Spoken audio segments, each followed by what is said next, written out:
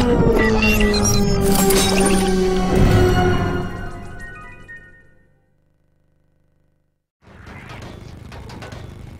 sais que c'est sérieux, hein. Ça pleut les bastos là. Ah, c'est en train de pleuvoir mais grave, ça rigole velu. Bonjour à tous, c'est Franck et Kili. Salut. L'inénarrable Kili qui va s'écrire en hélicoptère. qui est parti en hélicoptère d'un coup comme ça, il s'est énervé. On vous fait aujourd'hui une vidéo que vous attendiez beaucoup, c'est Battlefield 2142, un jeu édité par Electronic Arts, développé par DICE. C'est du FPS bien entendu, c'est sorti le 19 octobre, il y a des bruits de mitraillettes de partout. Et c'est pour les 16 et plus, ça se joue uniquement sur PC et là on est online. Voilà, on est avec des vrais gens. On est avec des vrais gens. Qui vont vraiment me tirer dessus, qui vont vraiment me tuer.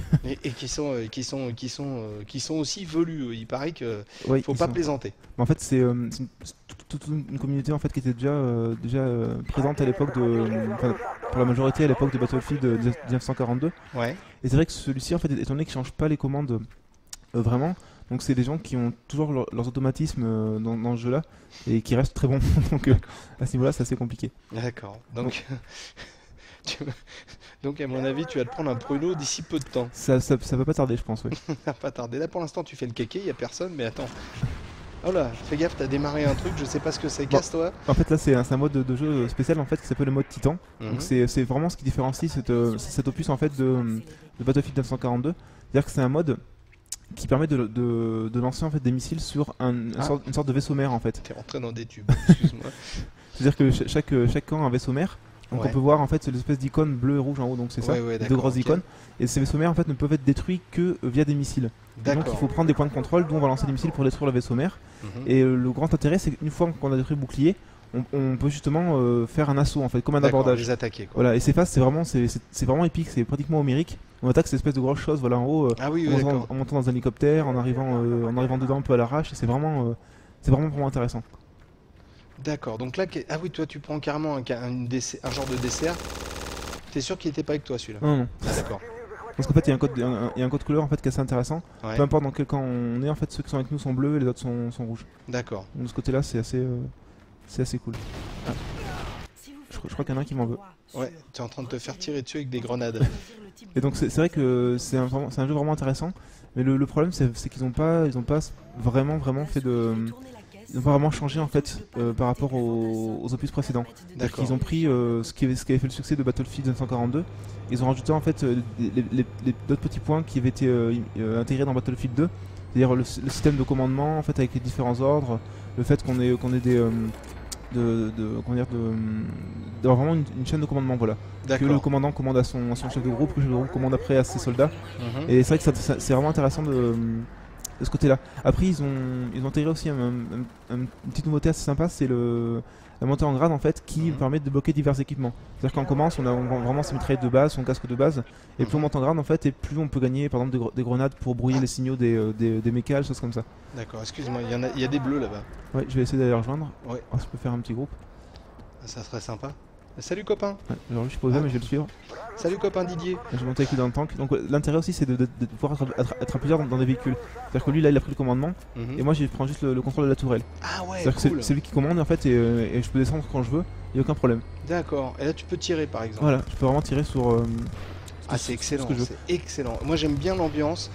Question qui va... Alors peut-être... je vais me faire insulter par toi mon bon Kili, mais est-ce que ça se joue en dehors du online? Il y a un mode solo en fait, mais alors le mode solo, le petit problème c'est que en fait il n'y a pas de scénario, c'est-à-dire que c'est juste des cartes. Et donc c'est vrai que c'est quand même bien moins intéressant que jouer online en fait, où il y a quand même un niveau qui est beaucoup plus haut, parce que l'IA est quand même assez limitée. Et il y a vraiment un intérêt, c'est-à-dire que on conçoit des groupes, on conçoit des stratégies, enfin des pseudo-stratégies dans le sens où c'est plus au niveau des alliances. Ouais. Mais c'est quand même beaucoup plus épique en fait quand on est en online. Quand on est online, ouais. D'accord. Abonnement?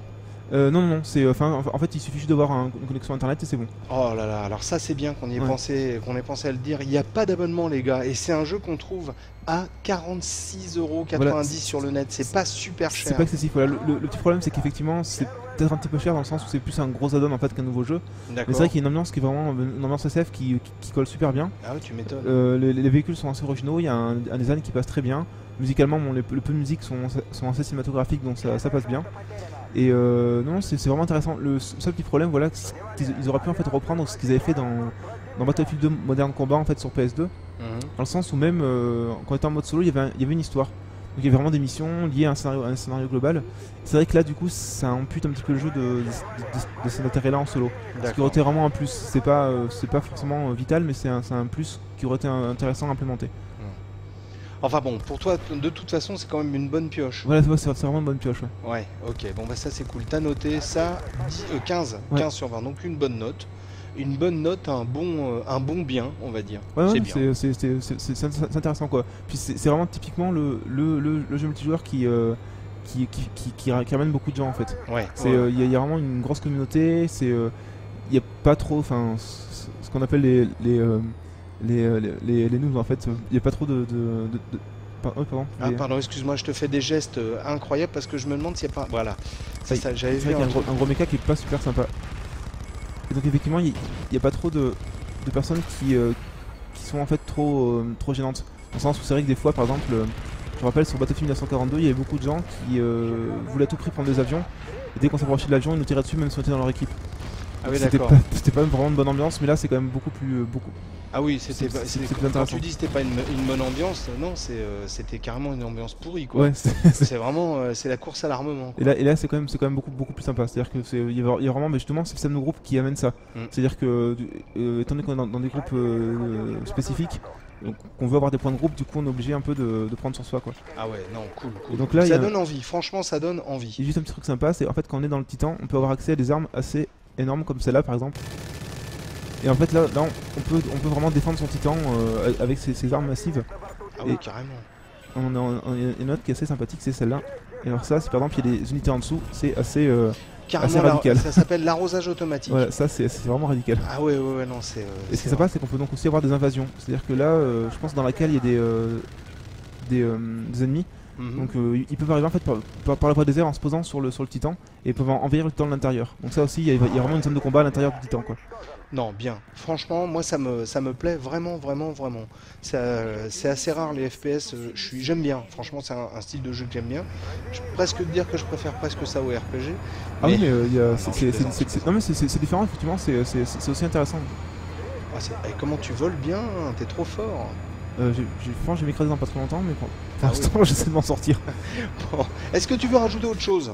Non, c'est bon. Juste qu'on peut sauter en parachute, ce qui est très pratique. Oui, c'est ce qui évite de recommencer sans arrêt la même chose, voilà. Piloter un hélicoptère.